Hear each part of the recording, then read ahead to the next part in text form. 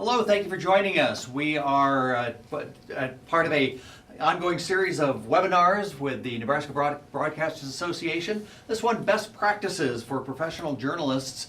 We'll introduce our panel in a little bit, but the goal of today's webinar is to talk a little bit not about reporting technique and reporting practices, but talk about how you present yourself out in the field. Being a journalist is more than the research and the writing and everything that you may have been taught in your own newsrooms and in school. But this session is going to cover tips that will help you work more effectively with the people who you cover and how you present yourself out in the community. There are a lot of times when you're presenting yourself professionally, it can be the key to even getting better stories. We'll talk about that a little bit later. We have a couple of people who have done this sort of work for a long time. My name is Bill Kelly. I'm a senior producer with NET News. We're here at the NET studios presenting today. Carrie Murphy is with the Office of the Mayor of the City of Omaha. She's Deputy Chief of Staff. She was also, for a long time, the executive producer with KMTV News, and has worked a great deal on these topics with reporters over the years. Chris Allen is a professor of communications and the coordinator of UNO Television. Has worked a lot with student journalists, perfecting their level of professionalism out in the community also. Through this, we are going to be able to take questions from you. This is also going to be an archived on the Nebraska Broadcasters Association website. And in both cases, Jim Tim, the executive director, is going to be standing by to take questions. Even if you're watching this online after the live presentation, Jim can forward the questions to us, and we'd be happy to get back to you over email as well. If you do have questions, you can email them at any time during the presentations to jim@ne-ba.org.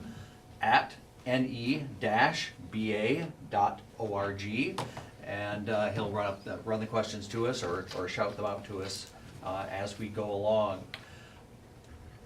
I want to talk just a little bit about why professionalism matters. This goes beyond, again, just simple journalism, but what I think we've found over the years is if you present yourself in the way you dress, the manner you address sources, how you go about asking questions during interviews and the like, all of that will get you better cooperation and, in a lot of cases, better stories. And that's really what your job is all about. There's also an increased credibility not only with the sources, but with your audience and out in the community as well. People who see you presenting yourself confidently and professionally are going to have a lot more respect for you. Also keeps you out of trouble with your boss, and that's always a good thing.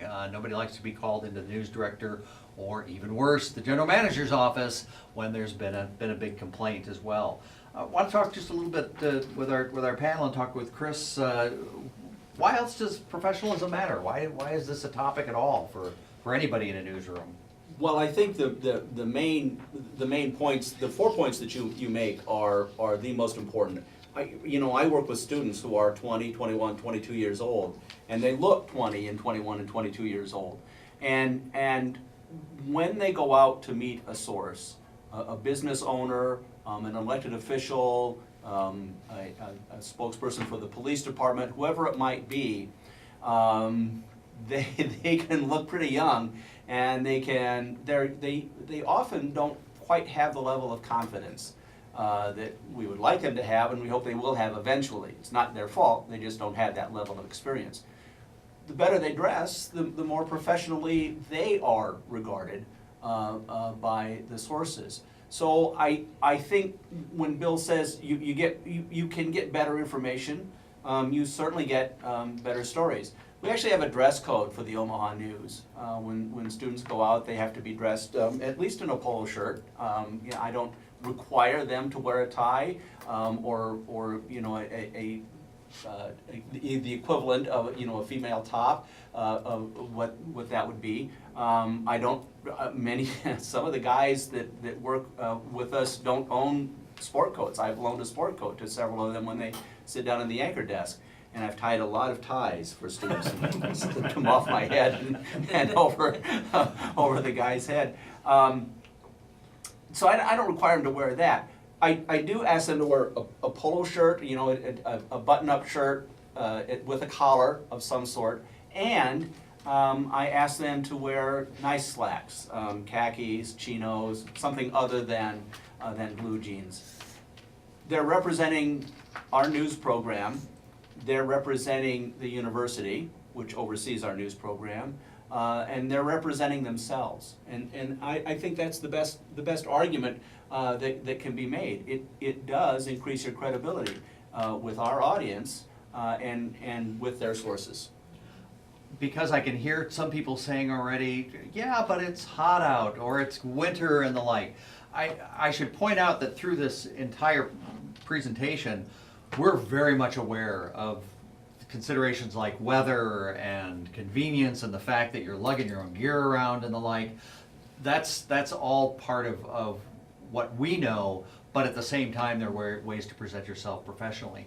Carrie, we're going to spend a lot of this talking about institutions within the community, things like covering the mayor's office or city council or the state's court systems and the like. Are there special considerations with why professionalism matters within those institutions? Well, sure. I think that just like any relationship you're trying to create with someone new, the first impression you make on someone is really important and lasting. If a reporter comes to our office to interview the mayor and fails to introduce himself or herself to me, to the mayor, unfortunately, that's what you remember. And I've seen that happen quite often. And I find it kind of surprising because it's just etiquette. And we want people to come in, be prepared, ask great questions, and then we want them to come back. So the first impression is really important when you come to visit, I think, especially an elected official. The way you look is certainly important. I get totally the casual type of dress that many reporters and photographers are comfortable in. I dressed the same way when I worked in a newsroom for a long time. I do think, however, that you have to be prepared for a day that you don't know what to expect when you get there, right? When I worked as an assignment editor, you know, the reporters and the photographers come in and sure, one day they're going to court, and one day they're going to City Hall, and one day they're going out to a field to cover the corn crop or the corn harvest, and you just don't know. I worked with a lot of reporters who just made it a habit of keeping a variety of clothing at the station, and I thought that was very valuable and very helpful. So.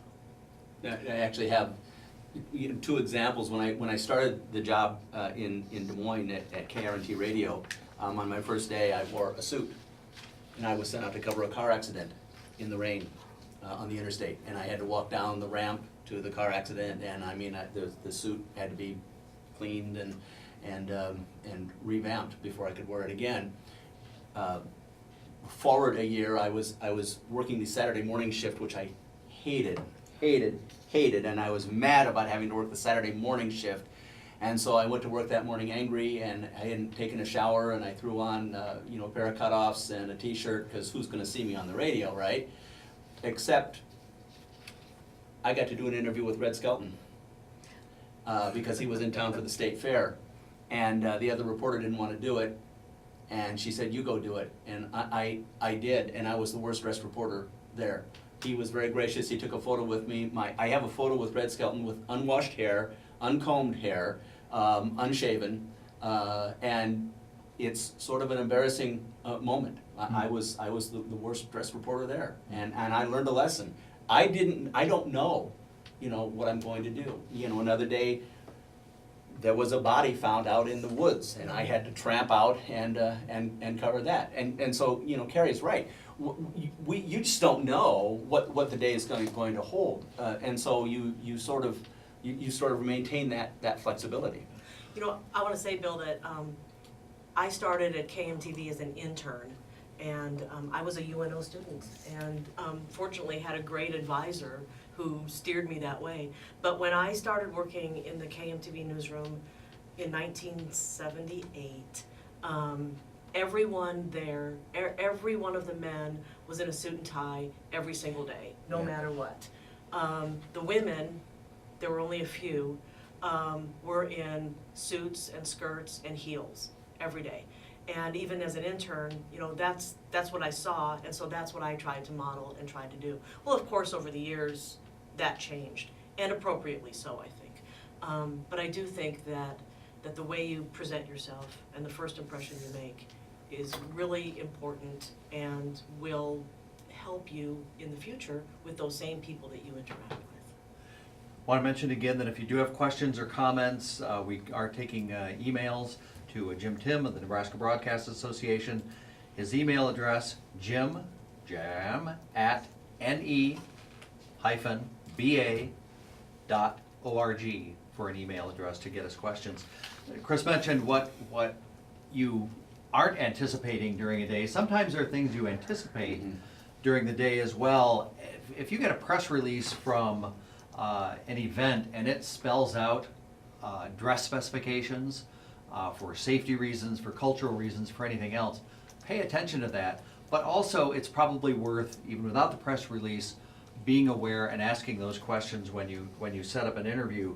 We're talking for things like if you're going down to Offutt Air Force Base, or if you're going to a mosque, or if there's a hospital where there are special considerations. And that may be no flip-flops, no open-toe shoes, no loose clothing, any number of things for cultural sensitivities in the community. All of those things you have to be aware of, or frankly, you are going to get the story. You'll be standing out in the parking lot while your colleagues are inside.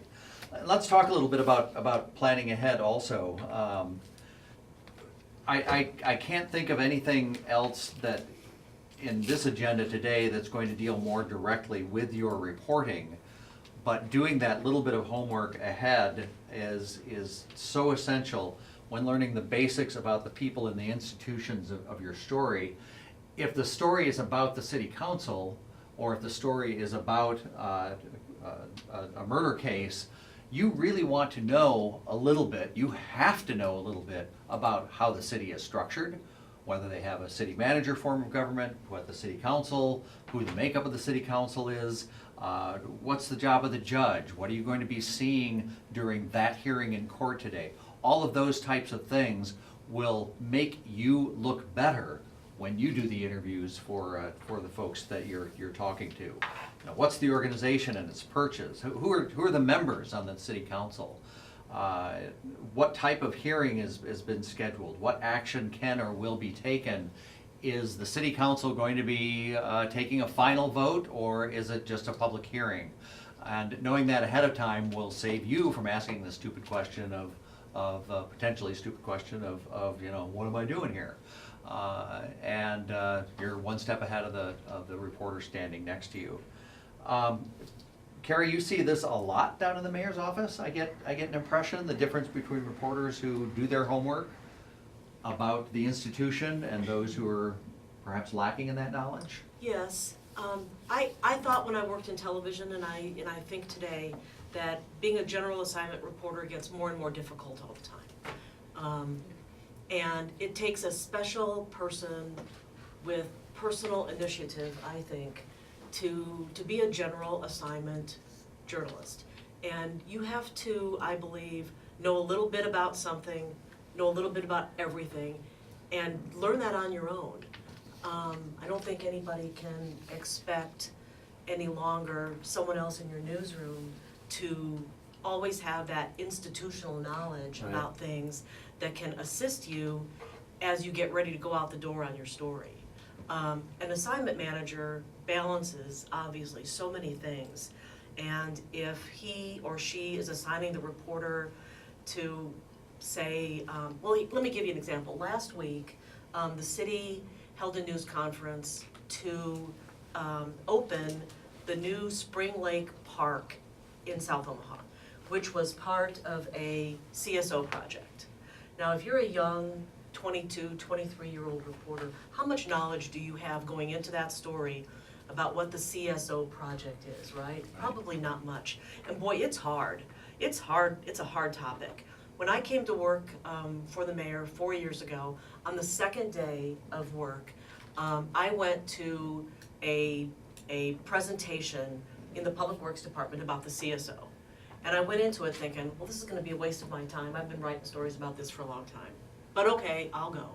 So I went and watched and listened, and I walked away from that and went, wow, I've written a lot of wrong stories about the CSO over the last 5 or 6 years because I hadn't taken the time to really understand it. Nobody had really taken the time to learn about it and explain it to me.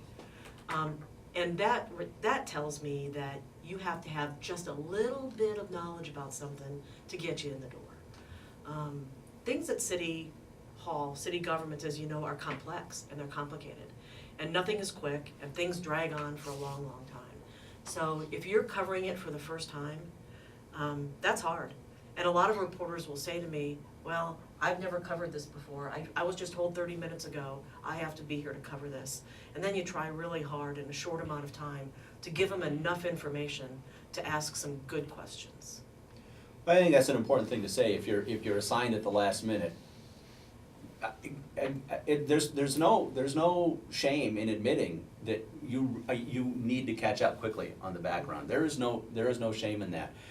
Try to catch up with whatever background you can. Find a Carrie Murphy or find somebody who just walk up and say, I'm really sorry. I need a little bit of help here. I've just got assigned to the story. I really don't have any background on it. Can you catch me up in a couple of minutes? And a lot of people will. It goes back to how you present yourself. Introduce yourself. Stick a hand out and say, "Hi, I'm Chris Allen. I'm from Chris, whatever station or whatever institution you're from," and move on from there. Learn to introduce yourself. I mean, especially the youngsters, learning to introduce yourself. Just introduce yourself is important. Is an important part of it. Learn how to present yourself professionally, and calmly and not brashly. But it's and I do sympathize, especially with the television reporters, with all the reporters that are out there, because you have a 6 and 7 a.m. newscast, you have a 5 p.m., a 6 p.m., and a 10 p.m., and you're doing at least one package and a VOSOT and perhaps a reader, and then you repack it for the 10, and you do the live shot at 5, and then you have to repack it for 6, and then have something for 10. I understand how full your day is. I honestly do. And there is darn little time to do the research. The same in radio, because many of the radio reporters out there are one-person bands. You are the person in the newsroom, and your day is taken up with the newscast at 6 a.m. and 7 a.m. and 7:30 and 8, and then the one at noon and at 4 and 5, and perhaps you're done by then. And it's a full day, and in between you're trying to do all the beat calls. I understand all of that. But in those lulls, make some phone calls, introduce yourself, background yourself, meet the mayor, meet the city manager, meet the people. Understand the difference between a planning and zoning commission and a city council. The planning and zoning commission's decision is not final. It doesn't mean that that's going to happen. It's the recommendation to the city council who can take it, modify it, or reject it. And I believe this isn't only a obligation for an individual story. I think for anybody watching this, this is starting these habits early is a professional development opportunity for you. If your career goal is to eventually end up in a network position or the like, if you're covering the Pentagon as a beat for a major broadcast network, you will spend whatever the outlet is, you will spend 3 or 4 weeks before you even go on the air learning about the Pentagon. So even on your own initiative, spending a little time every week learning about your community and learning about the institutions in your community, that's actually great foundation for getting used to the idea of learning about whatever a beat is farther down the road. And what makes it even easier is you've got your phone in your pocket, you've got the internet in your pocket. I quick took a look the other day at the Grand Island City Hall webpage. And they've got a great summary of the type of government they have. They have biographies of all of their elected officials. And I found out that the Grand Island City Clerk rides a Harley Davidson. You know, that may not be valid for your story, but it's a nice conversation starter. It shows that you've been paying attention when say, hey, you had a chance to get your bike out much. That woman's going to appreciate the fact that you did your homework, and it's going to give you something else to talk about besides record clerking also. And Bill, I would hope that the news managers who may be tuning into this recognize that too, and allow the reporters some time to do that, and can say, take the morning and go familiarize yourself with the mayor or the city manager or the Parks and Rec director or the police chief or whoever it might be. Take some time to do that. I think that's a great point, that the news directors who are watching, give your folks some opportunity every now and then to get that breathing space to familiarize themselves with the community. We're gonna move to, we covered attire a little bit earlier on with the message that to be treated like a professional, you need to dress like a professional. I don't know if there's a lot more we need to talk about other than the fact that it makes a difference. And while we do understand the complications of your job while you're running around town, how you present yourself or how you are going to be required to present yourself in a situation is probably pretty important. Just a quick critique of the slide we see up. This is an NBC reporter at the University of Nebraska Medical Center. Carrie, quick impressions of what you see with the reporter and what you see with the videographer as well. Well, I know that videographer quite well. I worked with her for 3 decades, I believe. And I think she's dressed very appropriately for the work that she does, for the equipment she carries, and she's a true pro. I think I have figured out the name of the young lady that's doing the interview, but we can get that later. And I think she looks great. And we talked earlier that she's wearing jeans, and that's fine on television. If you're thinking only of how she's going to present on TV, probably from the waist up. But I'm assuming this is a story at the Nebraska Medical Center, probably in the Biocontainment Center, possibly for a story about the treatment of Ebola. And so she's probably around campus a lot that day, meeting a lot of people. And as a representative of her station or her network, that's just as important, in my opinion, as how you look on camera. They probably got an awful lot going on that day. I would never criticize the way she looks. I think she looks lovely. I would add that I would hope that one of my students would not be wearing blue jeans. I would rather they wear chinos or khakis or something like that, male or female. As the reporter, the videographer, I cut some slack for. She's got a very professional top. It's not a t-shirt. It's very professional. Jeans for a videographer is a different story because they're lugging 40 or 50 pounds of gear around, and they're you don't want to wear real formal stuff and have it ruined all the time. But the reporter is a different thing, and she is representing NBC. I am going to point out that since I've worked here at NET and had the opportunity to literally cover the entire state, my personal rule is from Grand Island West, it's boots and jeans. Well, but again, this goes back to what's appropriate. What's appropriate for the situation, and it may well be that that in some parts of some states, a flannel shirt and blue jeans and boots is formal wear. And the exception, professional wear. The exception to that, and there are exceptions, I think are important to note. There are occasions like if you're put in a position to cover a funeral, for instance.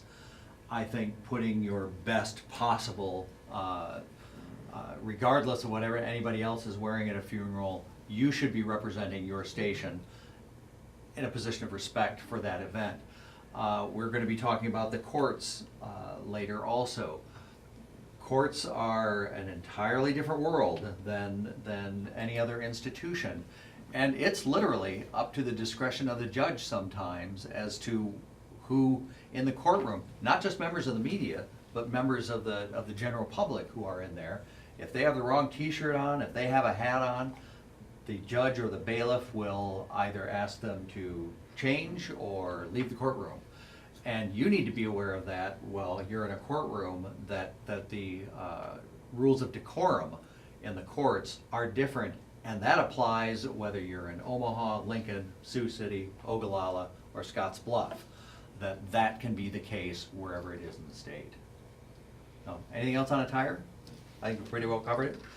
The public meetings and news conferences are a little bit of a peculiar animal, and I want to turn right away to Carrie on this and just talk a little bit about, you host a lot of news conferences. What are your expectations for reporters at these events?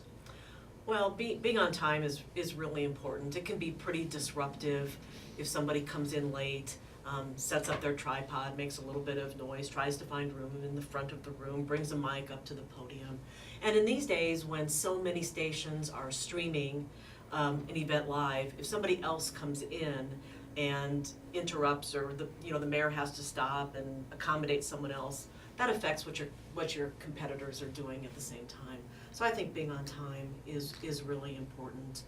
I'm going to add a footnote to that also, that as somebody, when the person shows up late, as a matter of respect for your other colleagues, the number of times that I hear reporters say in the middle of the press conference, "Excuse me, I was late, could you say what you said at the beginning?" Right.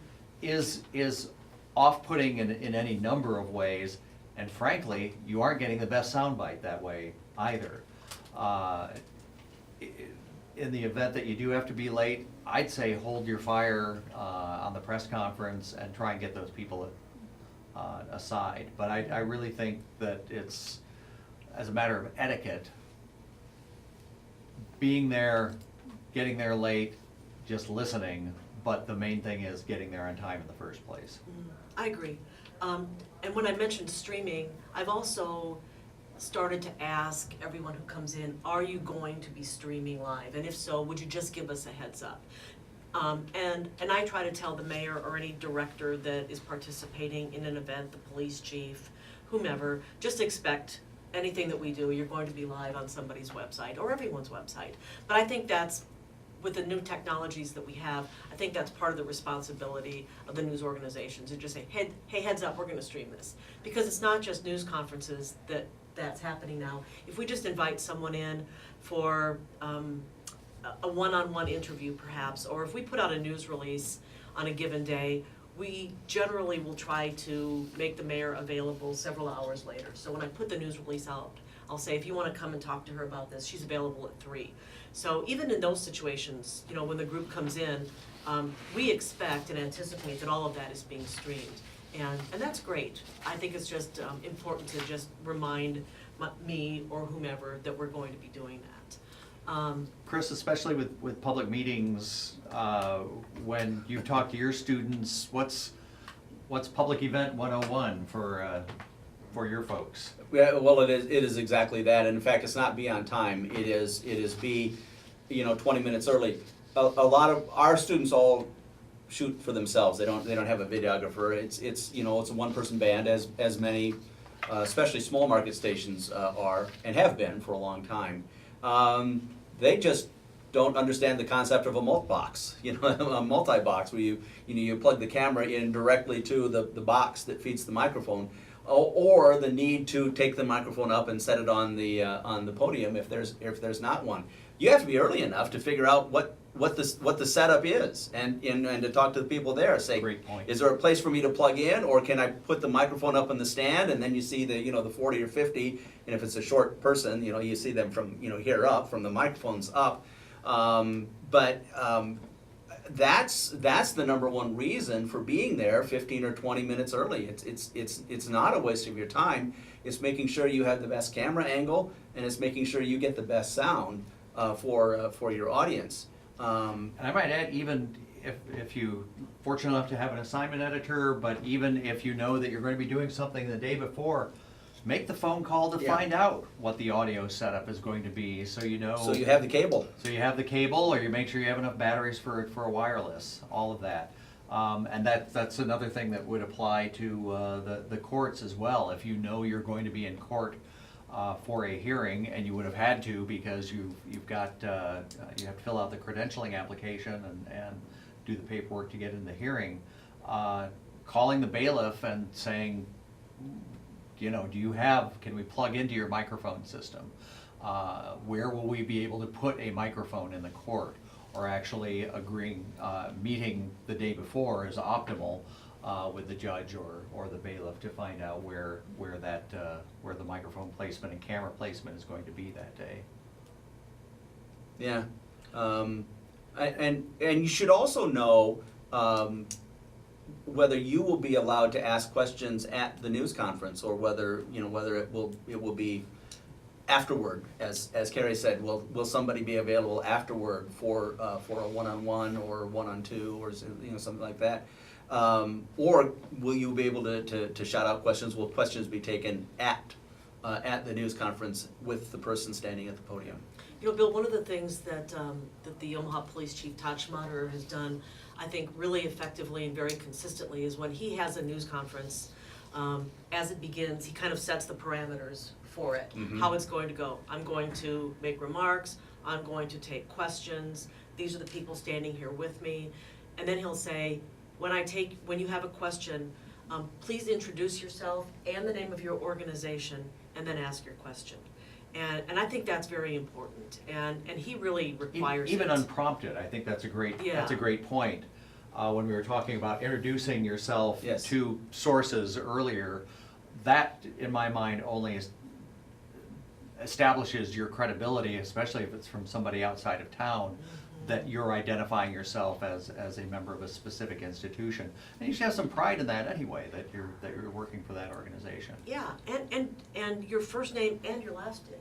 Yeah, You know, right. some people will just say, I'm Carrie from KMTV, but, you know, the chief wants to know who he's talking to. If it's being streamed, the audience wants to know who's asking that question. Another great point.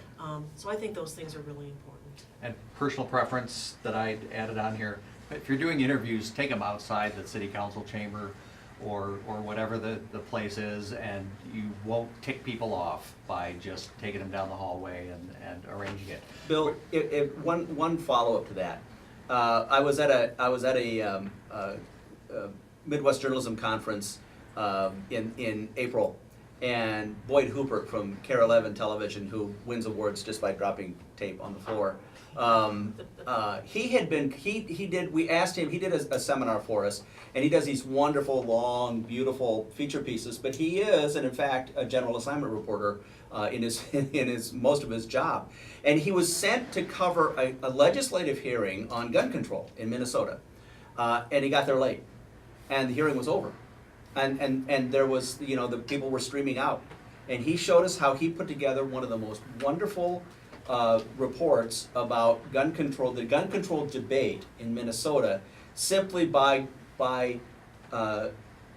listening in on the conversations in the hallway outside the chamber. He didn't talk to one official, because the debate was not about the official. The debate was about gun control and the people who had attended the hearing. And there were 5 or 6 pods of people that they intruded on, but with permission, and just listened in, and not one official, not one shot inside the chambers. The story took place outside the chambers.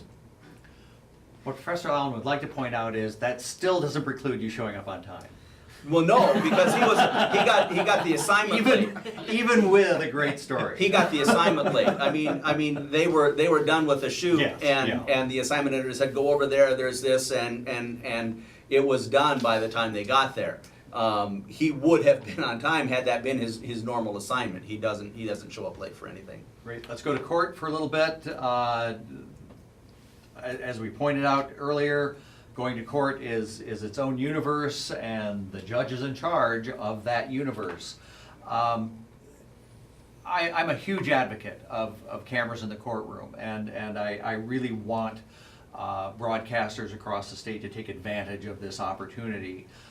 But that said, there are these different set of rules that you need to be aware of as you go into it. The judge is definitely in charge of the courtroom, and even if there's almost no point in arguing while there are appeals. However, every judge I've ever dealt with in the state of Nebraska so far, there's a dialogue that can take place, and getting to know the judges in your jurisdiction, in your area, is a huge opportunity to open that dialogue, and so that you understand each other's rules. Review Nebraska's rules and procedures. We have the website for the Nebraska Judiciary, supremecourt.nebraska.gov, down at the bottom. They have a great set of links to documents and the like, including all the procedures. They can seem a little intimidating at first, but they're actually pretty straightforward. Most important is there is no recording or photos without the permission of the court. That's the way the rules have been set up. That's by the nature of the judiciary, and we have another webinar out there talking about court procedures particular that I would encourage you to take a look at. And finally, judges and staff can't comment on cases. You cannot walk up to a bailiff, the county clerk, the judge himself, and walk up and I say, hey, how about that murder? What about that testimony today? They just can't do it by law, by the rules of the court. They cannot comment. So it's a really good idea for your own, how you present yourself, to just not even go there in the first place. But again, covering courts, great stories, great opportunities. I think there's a lot happening and a lot more that can be done, and we can talk about more of that some other time. We can, but I think courts are the hardest thing to cover, simply because it's a complex procedure. The first trial I ever covered, I was still a student, and it was a murder trial. A man had murdered his 3-year-old son, and so it was very emotional. It was nothing like Perry Mason.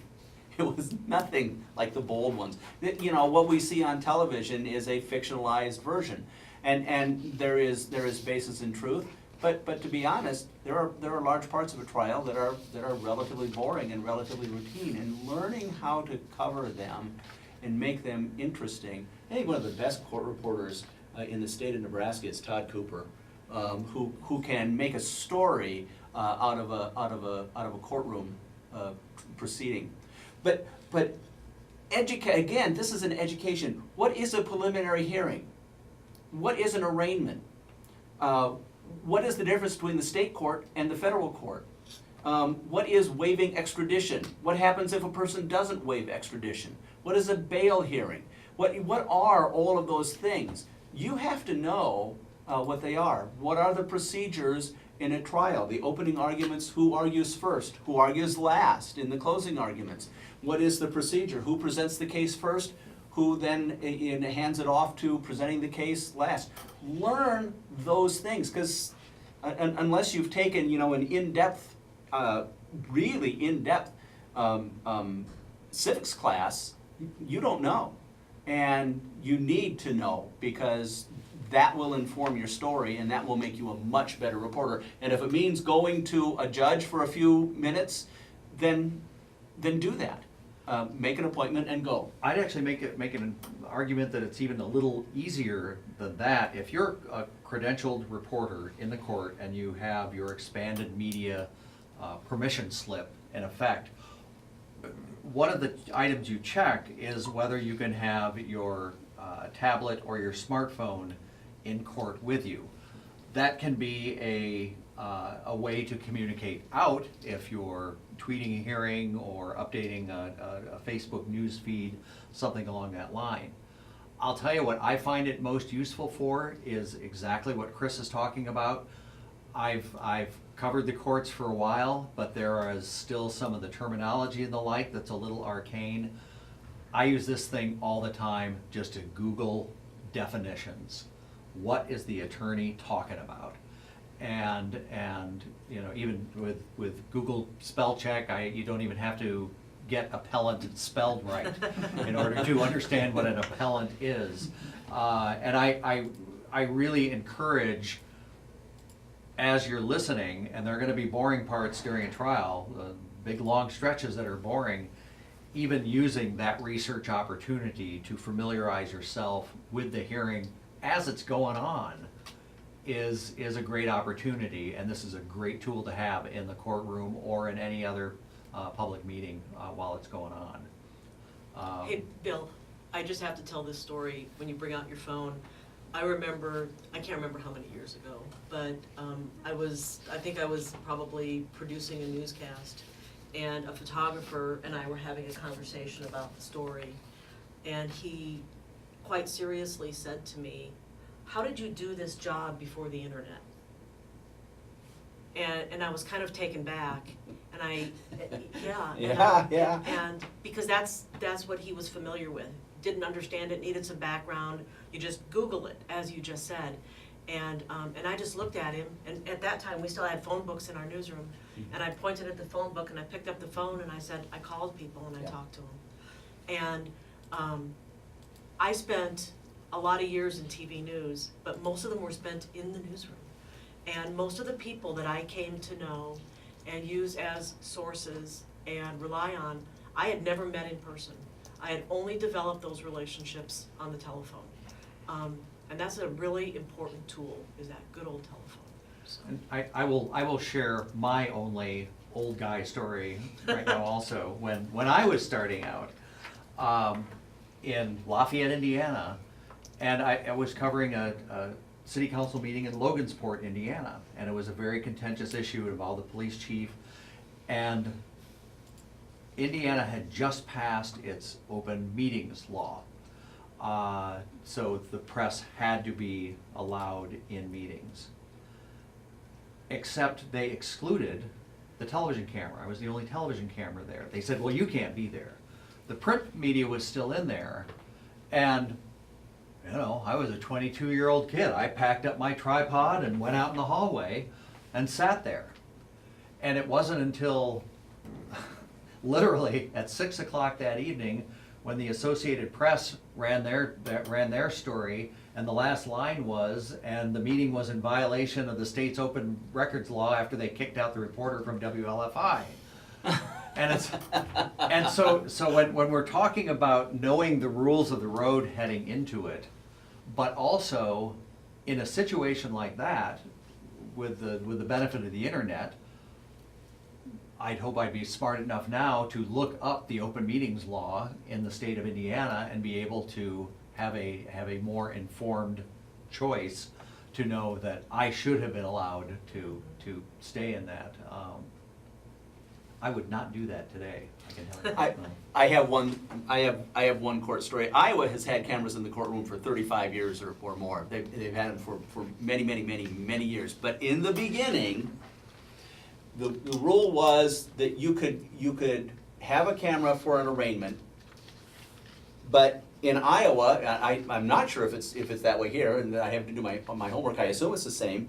Arraignments can run 2 hours in the morning, and it may be a drunk driving, and it may be a fatal accident, and it may be a bank robbery, and it may be a murder, and it may be an assault, and they just run them one after the other. And there's this whole docket, another term that you should use, this whole docket of cases that come before the judge to make some very quick decisions. And you could have a camera in there, but you had to be set up at the very beginning. And the murder arraignment may be an hour into all of the hearings.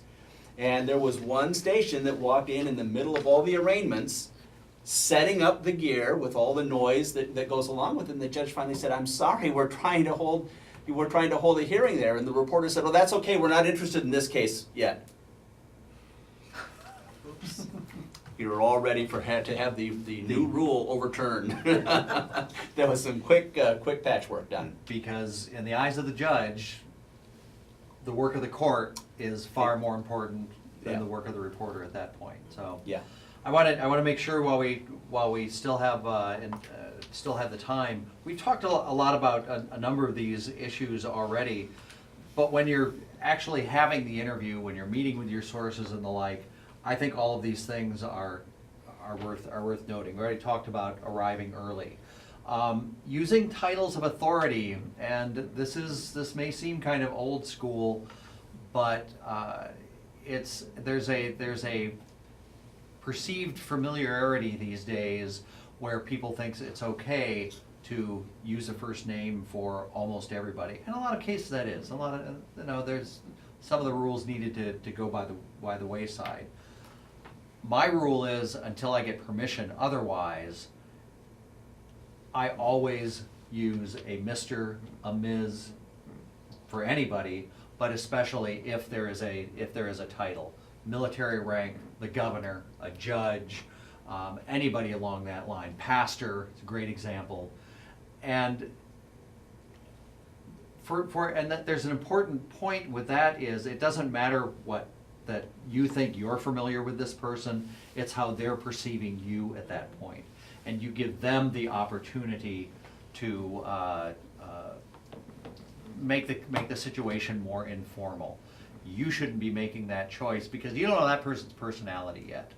And you will actually get better results if you're referring to the general at Stratcom as general until he tells you or she tells you that to use a more familiar term, that's their expectation.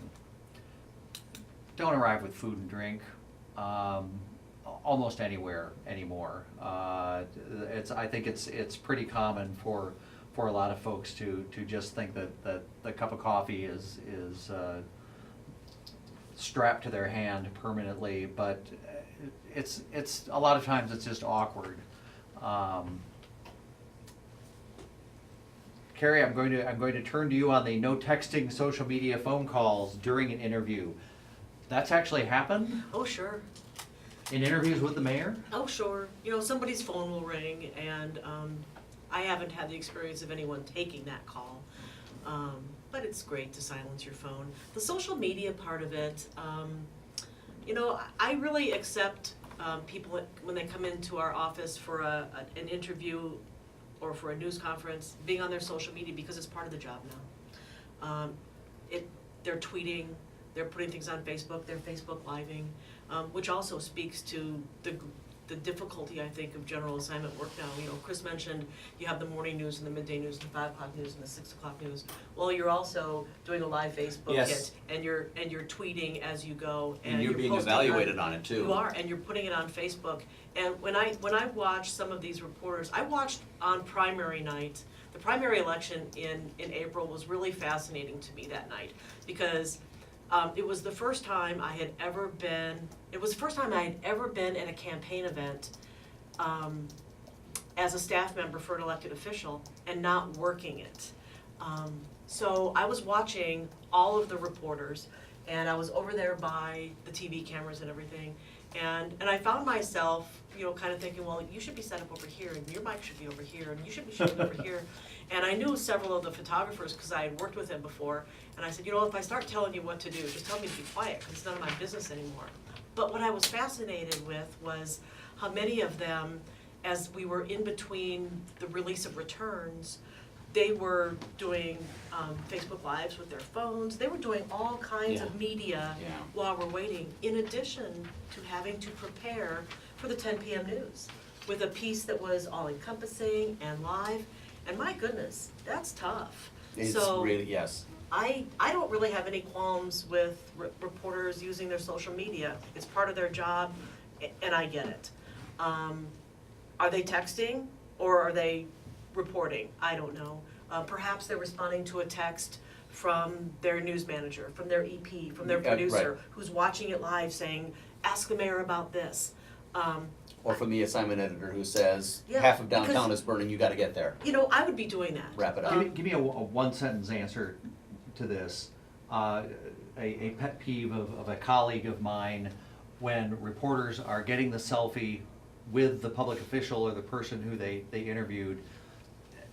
Is that irksome to the public official, or do they somehow appreciate the free publicity that they're getting?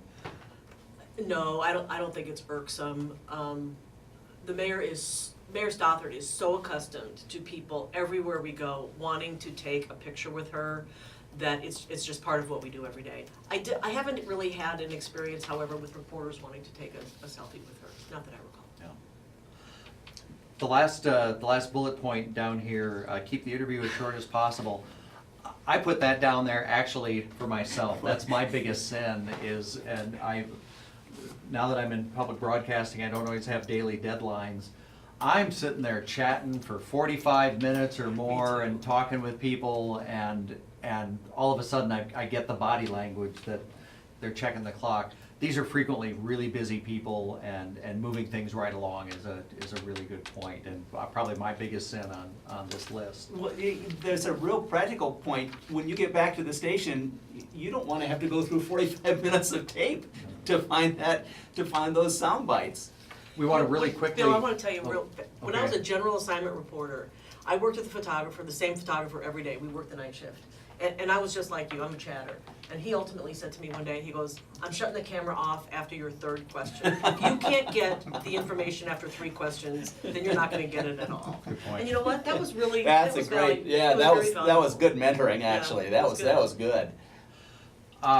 Just a couple of quick points, just for better interviews, in my view, and in talking with our folks. Ask, this sounds so basic, but ask questions that the source is competent to answer.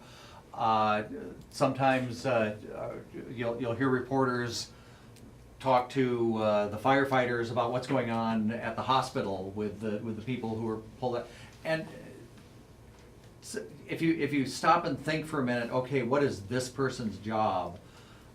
Then don't waste their time and ask questions that they won't be able to answer anyway. But as a corollary to that, Bill, and perhaps going along with the previous slide, when you set up the interview, if it's one that you can set up in advance, let the person know what the story is. It was on the other slide, but in this context, let the other person, let your interview subject know what the story is about, so that person can be prepared to answer the questions and is able, if need be, to gather the financial information or the background or whatever need be. Chris said it earlier, ask for clarification of complex or vague Yes. answers. You know, Yes. if there's terminology or an acronym you don't understand, ask about it while you have the opportunity. Definitely, in this political climate these days, avoid lecturing, arguing, debating. You're just there to get that person's point of view and stick to the point. Give your source, the person you're interviewing, enough time to reply. You may notice that they're giving the vague answer, but still let them spin it out for a little bit before it, and listen to the answers. More than once, I'll start drifting off and not be paying attention, and it turns out that they answered the question, like the previous question. Bill, I think listen to answers is the most important part Me too. on the screen. Mhm. Because within an answer is generally a very important follow-up question. And there are times that I have been at a news conference, whether it's the mayor's news conference, the chief of police, whatever it may be, where there's an answer to a question and I have to sit on my hands really, instead of raising my hand to ask the follow-up question. Because if you're not listening to the answer, oftentimes I think you miss that really important follow-up. Well, you also want to make sure that they've answered your question. There's a common thing, it's called, spinning, or, and we hear about it with, our U.S. senators, our U.S. representatives, but small town mayors and state senators are just as good at pivoting as anybody else. And listen to their answer, and if they didn't answer your question, ask it. Ask it again, ask it in a different way, approach it in a different way, or simply say, yeah, but that's not what I asked. You can challenge. None of this is saying, don't be an aggressive reporter, don't go after the story. You are certainly, it is incumbent on you to go after the story. You can do it in a kind, not a kind, in a respectful way. But you need to get the story, and I want to make sure that I'm not asking anybody to pull back from that. Get the story. A lot of these bullet points came from a great document I found online from the Columbia University Journalism School in their course, Interviewing Principles. And they had some tough love advice that I really liked that I'm going to share with you. Quote, reporters who habitually violate these rules risk losing their sources. Few sources will talk to an incompetent or exploitive reporter. End quote. That's tough love coming from the Columbia University J School. But I really believe it, because there will be times if you don't present yourself professionally, that person, even if you've given somebody a hard time, they'll return your phone calls if they respect you. You won't get your phone calls returned. You won't get that second opportunity if you don't come across professionally. And for, as a matter of, if nothing else, career advancement, learning that finding that sweet spot of how to present yourself, but also how to make sure that you can still get the story is, I think absolutely essential. The one last, we're in the last 5 minutes. We do have one question, oddly enough, from a public relations professional who apparently is tapping into our signal, but we'll get to that in just a second. They're members in good standing. Members in good standing, which is great. Right? I'm actually delighted that others are viewing with. One other thing, and this is an ethical consideration as well. I'm really proud to be affiliated with public broadcasting and National Public Radio, because part of their mission involves ethical use of media. They have NPR has a code of ethics, and this is a quote taken from their code of ethics. Everyone affected by our journalism deserves to be treated with decency and compassion. We listen to others. We ask tough questions. We do so to seek answers, not confrontations. We are sensitive to differences in attitudes and culture. We minimize undue harm and take special care with those who are vulnerable and suffering. And with all subjects of our coverage, we will be mindful of their privacy and as we fulfill our journalistic obligations. I think that's a great summary of that balance between doing your job well and also realizing that you're dealing with other human beings at the same time. Quick thoughts on that? Yeah, I have a couple of quick, concluding thoughts. One is go and look up the NPR Code of Ethics. It's available, it's online. Go look up the Society of Professional Journalists, the SPJ Code of Ethics, spj.org. Go and look at the RTDNA, the Radio Television Digital News Association Code of Ethics, rtdna.org. And I just look at their codes of ethics and be familiar with them if you're not. And the other thing, I think the last thing I'd say in the last 30 seconds or so is take advantage of professional workshops and professional career development. As a reporter, as a journalist of whatever source. The Nebraska Broadcasters Association has one coming up in August. RTDNA, of course, has a huge national convention. The Midwest Broadcast Journalism Association has one in the spring. The Iowa Broadcast News Association, for anybody who's right on the border here, has one. There are opportunities to take advantage of. News managers, again, I'll talk to you, allow some of your employees the time to take advantage of those. You will become a better reporter. You will become a better representative of your station, and most importantly, you will be a better teller of facts and stories to the people who are listening to you and watching you. Good point. Gary? My dad my dad and I would argue now and then, and I would always say to him, well, what did I say that was wrong? And he would say, oh, it's not what you said, it's how you said it.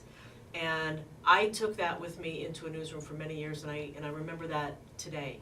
Because when you are after a story, You can generally get that story, I believe, if you treat people with decency and respect. That newsmaker might not like the questions you're asking, they might not like the story, they might not like the way you write it or present it. But if it's fair and you've been respectful in your job, then I think you've done your job pretty well. I hope none of this has been a negative for the people who are tuning in. I love journalism, and I have for a long time. I still support it, I still believe deeply in it, and I support all of you in the jobs that you do. I do want to get to the question, which I think is really interesting and valid. Apparently a public relations professional is writing in and asking any advice journalism pros can give to PR types, and what are your expectations, and what do you appreciate from PR people?